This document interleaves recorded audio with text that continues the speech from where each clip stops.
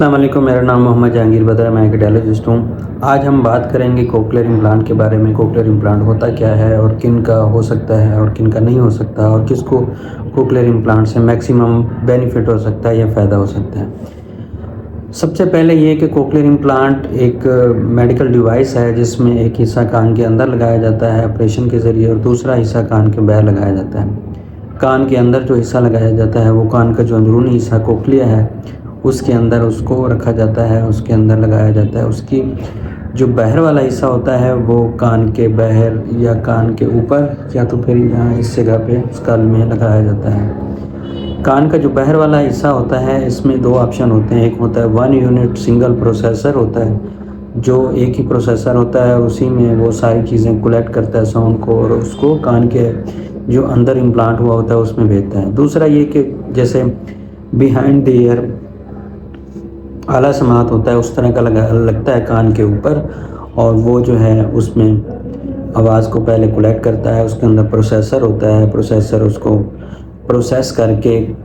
Cable کے ذریعے آگے کوائل ہوتی ہے میگنیٹک کوائل، اس کے اندر بھیجتا ہے۔ وہ میگنیٹک کوائل آگے جو اندر کان کے اندرونی حصہ میں امپلانٹ ہوتا ہے اس میں بھیجتا ہے تھرو ریڈیو فریکوینسی اور میگنیٹک سگنلز کے تھرو۔ تو جو ساؤنڈز ہوتی ہیں وہ کان کے جو اندر والا امپلانٹ ہے اس میں جاتی ہے۔ جو انٹرنل امپلانٹ کی الیکٹروڈ ارے ہوتی ہے اس کے تھرو وہ جو ساؤنڈز ہیں وہ ڈائریکٹ نرو کو سٹیمولیٹ کرتے ہیں، اور نرو سے یہ سگنل آگے جو ہے وہ برین میں جاتے ہیں اور ہمیں آواز محسوس ہوتی ہے یا ہم آواز سنتے ہیں۔ تو یہ ایک کوکلیئر امپلانٹ کا جو ہے نارمل پروسیس ہوتا ہے کہ وہ کس طرح کام کرتا ہے۔ کوکلیئر امپلانٹ کے دو پارٹس ہیں جیسے میں نے بتایا، ایک اندر والا اس کو کہتے ہیں انٹرنل باڈی یا انٹرنل امپلانٹ، اور دوسرا جو ایکسٹرنل پروسیسر ہوتا ہے وہ پروسیسر ایک تو 1 یونٹ ہوتا ہے، سنگل یونٹ پروسیسر ہوتا ہے، دوسرا بیہائنڈ دی ایئر ہوتا ہے۔ اس میں ہر کمپنی کے مختلف ہوتے ہیں، جیسے کوکلیئر ہے اس کا ہے کانسو 1 اور کانسو 2 سنگل یونٹ، اور جو بیہائنڈ دی ایئر لیٹسٹ ہیں پروسیسر وہ N7 N8 ہیں، اور جو میڈل ہے اس میں رونڈو 2 ہے، رونڈو 3 ہے، اور پھر سونٹ پہلے جو ہوتا تھا اوپس 2 ہوتا تھا، اب سونٹ 2 سونٹ 3 جو ہے نا وہ اویلیبل ہیں جو ایکسٹرنل پروسیسر ہیں۔ انٹرنل امپلانٹ جو ہیں وہ CI522 ہے کوکلیئر کا،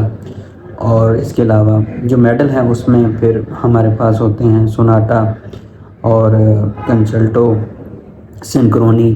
یہ مختلف انٹرنل امپلانٹ ہیں جو اندر والے حصے میں لگتے ہیں، اندر پیٹ کے ذریعے سرجن جو ہے اس کو لگاتا ہے۔ اچھا جی، کوکلیئر امپلانٹ میں ایسے افراد جن کو بالکل سنائی نہ دیتا ہو، اگر بچے ہیں تو وہ جن کو پیدائشی سماعت میں مسئلہ ہے اور ان کی عمر 4.5 یا 5 سال سے کم عمر ہو، جو پیدائشی جن کو سماعت میں مسئلہ ہو، تو ان کو جو ہے نا ان کا کوکلیئر امپلانٹ ہو سکتا ہے۔ عموماً جو کرائٹیریا ہوتا ہے 5 ایئر ہوتا ہے، 5 ایئر سے کم عمر بچے ہوں تو ان کا کوکلیئر امپلانٹ ہو سکتا ہے۔ تو لیکن سب سے بیسٹ جو جتنی کم سے کم عمر ہوگی اتنی زیادہ اس کو بینیفٹ ہوگا، اتنی زیادہ اس کو فائدہ ہوگا کوکلیئر امپلانٹ کا۔ دوسرا یہ کہ اگر تو کوئی اڈلٹ پیشنٹ ہے جس کو پہلے سماعت میں مسئلہ کم تھا، آہستہ آہستہ سماعت میں مسئلہ بڑھتا گیا، اور ایک ٹائم ایسا بھی آیا کہ اس کو ہیئرنگ ایڈ سے بھی فائدہ نہیں ہو رہا، تو پھر اس طرح کا جو مسئلہ ہوتا ہے، اس طرح کے جو افراد ہوتے ہیں اس کو کوکلیئر امپلانٹ سے بہترین فائدہ ہو سکتا ہے اور بہت اچھا فائدہ ہوتا ہے۔ لیکن اگر کوئی ایسا انسان ہے جس کو سماعت میں مسئلہ مطلب بالکل اس کی سماعت جو ہے نا وہ ڈیڈ ہو گئی ہے، تقریباً 5 سے 6 سال ہو گئے ہیں یا 7-8 سال ہو گئے ہیں، تو پھر اس کو جو کوکلیئر امپلانٹ ہے اس سے بینیفٹ لیمیٹڈ ہو سکتا ہے، کیونکہ اگر تو 5 سال جو ڈیمیج ہوا ہے، ہیئرنگ لاس جو ہے وہ جو بہت زیادہ ڈیمیج ہوا ہے، بالکل ختم ہوا ہے، اس کو 5 سال سے زیادہ عرصہ ہو گیا ہو، تو پھر جو نرو ہے یا جو برین سٹیم ہے وہ اس طرح کام نہیں کر پاتا جیسے فوراً اگر مسئلہ ہو تو۔ کوکلیئر امپلانٹ کے پروسیس میں نیکسٹ جو چیزیں ہوتی ہیں، سب سے پہلے یہ کیا جاتا ہے کہ اس کا ہیئرنگ اسیسمنٹ کرتے ہیں۔ ہیئرنگ اسیسمنٹ میں ہم یہ دیکھتے ہیں کہ کیا اس کو ہیئرنگ لاس اتنا ہے کہ اس کو ہیئرنگ ایڈ سے فائدہ نہیں ہو سکتا، تو ہیئرنگ ایڈ سے اگر فائدہ نہیں ہو سکتا تو پھر اس کا حل جو ہے وہ کوکلیئر امپلانٹ ہی ہے۔ تو کوکلیئر امپلانٹ میں اس کے بعد ہم نیکسٹ جو ہے وہ CT اسکین MRI کراتے ہیں کہ کان کا اندرونی جو حصہ ہے وہ ٹھیک ہے یا نہیں ہے، اور اگر ٹھیک ہے تو وہ اس طرح ٹھیک ہے کہ ہم اس کو کوکلیئر امپلانٹ اگر ہوتا ہے تو اس کو تو کوکلیئر امپلانٹ کا جو پیشنٹ ہے وہ بچہ ہے تو پھر ہم اس میں نیکسٹ جو ہے اس کی بیہیورل اسیسمنٹ کرتے ہیں، سائیکالوجیکل اسیسمنٹ، اسپیچ اسیسمنٹ اور ECG اور باقی بلڈ ٹیسٹ وغیرہ ہوتے ہیں۔ اگر یہ ساری چیزیں نارمل ہوں تو پھر ہم کوکلیئر امپلانٹ کی طرف جا سکتے ہیں، اور کوکلیئر امپلانٹ ہونے کے بعد پھر اس میں اس کی ایکٹیویشن ہوتی ہے، باہر والی ڈیوائس لگتی ہے جس کو ہم تقریباً 40 دن بعد ایکٹیویٹ کرتے ہیں۔ ایکٹیویشن کے بعد بچہ اگر تو پیدائشی سماعت میں مسئلہ ہے تو بچہ کا وہ پہلا دن ہوتا ہے سننے کے لیے، سمجھنے، اور پہلے دن سے ہی مطلب وہ سننا شروع کرتا ہے اس دن سے۔ تو اس کی اسپیچ ڈیولپ ہے یا سمجھ، آوازوں کی سمجھ بوجھ ہے، اس کو ٹائم لگ سکتا ہے۔ ہر بچے کی الگ الگ نیچر ہے، کسی کو فوراً جو ہے نا وہ سمجھ آ جاتی ہے، وہ فوراً جو ہے نا مطلب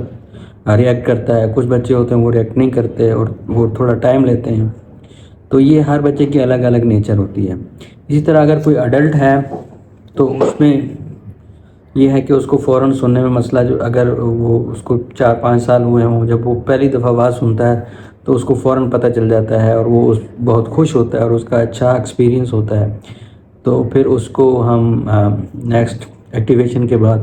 میپنگ کے لیے بلاتے ہیں، اور ایک ایسا ٹائم آتا ہے جس طرح وہ بالکل نارمل انسان کی طرح سننے لگ جاتا ہے، تو پھر اس کی میپنگ وغیرہ جو ہے وہ روک دی جاتی ہے۔ اسی طرح بچوں میں جو ہے میپنگ کے ساتھ ساتھ اسپیچ تھراپی بھی کرائی جاتی ہے تاکہ وہ سننے کے ساتھ ساتھ بولنا بھی سیکھیں، کیونکہ ایسے بچے سن تو رہے ہوتے ہیں،